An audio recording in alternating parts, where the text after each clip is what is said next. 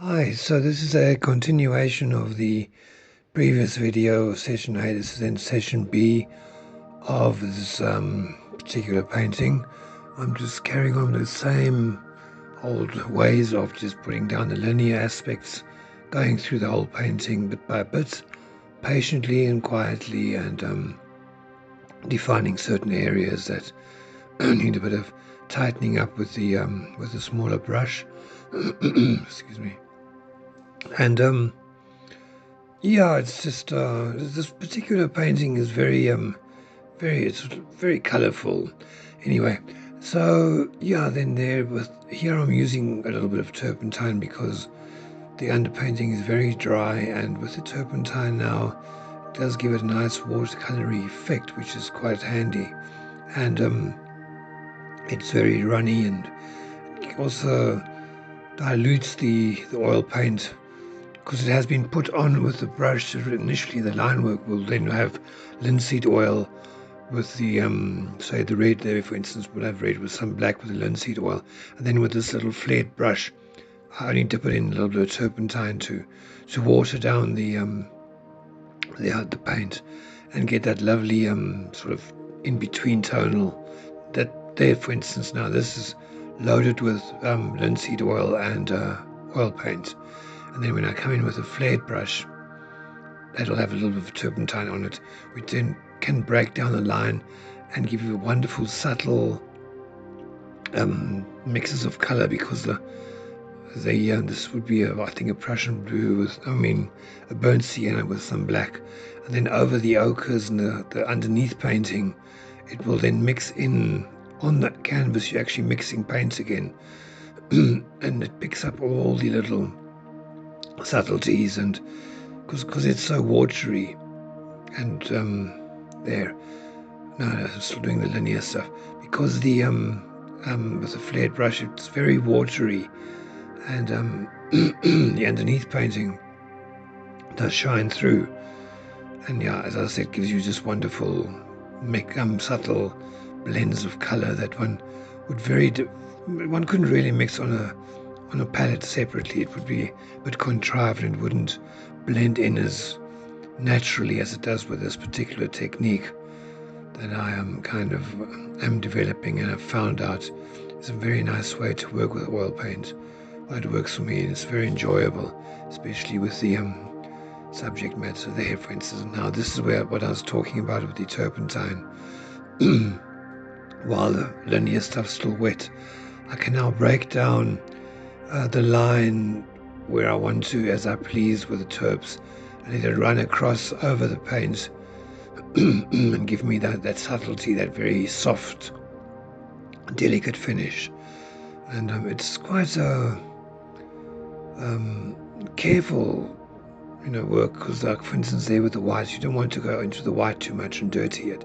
So you have to move away from the light areas and push your brush and your paint into certain areas that you want to actually darken the tone with, because these lines are mostly the darker tones which come in.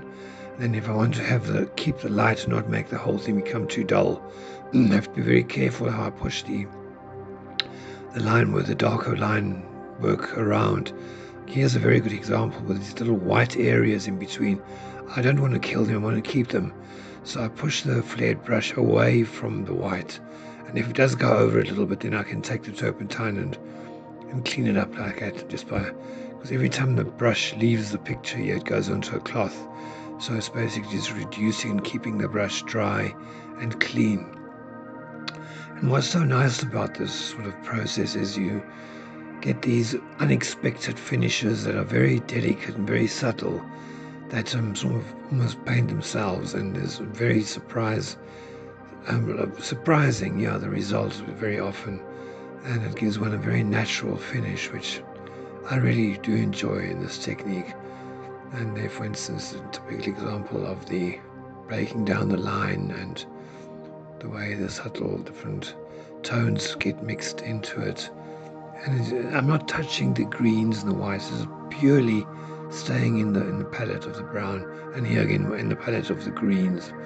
and not mixing them over, to keep the painting quite clean and separated and fresh. It's quite an important aspect of the whole technique, I'd say.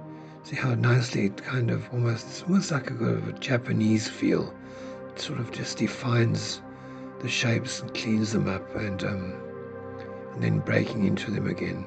It's just a repetition of the same sort of ritual over and over, which is actually very satisfying and very meditative at this stage, because the initial hard work has been done with the composition and the placing of the shapes in the beginning. It's quite a tricky one, but here it almost becomes more, I wouldn't say routine, because you still have to select and work quite carefully, but the shapes are kind of already pre-designed or predestined, and you just want to work into them as you feel personally, because this is my little universe, and the painting is your own universe and your own space, and you can do what you like and play with it as you please, which is the beauty of it.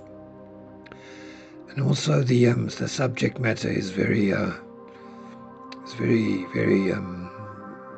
inspiring, with all the new out there. For instance, the way the turpentine is running over the green and the black and creating that subtle greeny, darky tone is very unexpected and very unexpected, I suppose, is the right word to use here.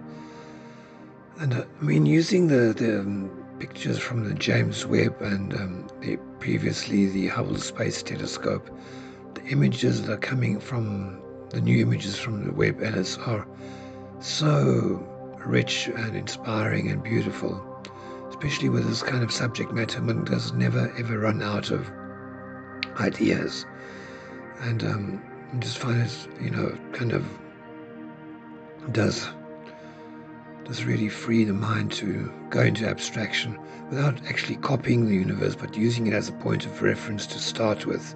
This almost looks like a little mountain range happening there, and to think I actually started with a picture of the universe and put all these abstract blotches down, and it's sort of developing into its own painting, which is completely takes on an autonomy of its own. Because if I wanted to copy the galaxy and things like that, it would be a very different approach to these paintings. But it does help with palette, and some of the pictures that you get nowadays from the telescope, some of them are all in blue or in the grays, and this particular picture is something I did last year, but I thought I'd finish it in this technique. It's got a lot of color in it, but I prefer to actually nowadays use a very limited palette, sort of a mood palette, where you do a painting in predominantly either siennas or blues or reds. This has got a lot of combination of all of them, which is quite interesting as well, depending on the mood. There it is. It's not a very good resolution, but that's as far as I've got so far. Next time I'll get a better resolution to see how it develops.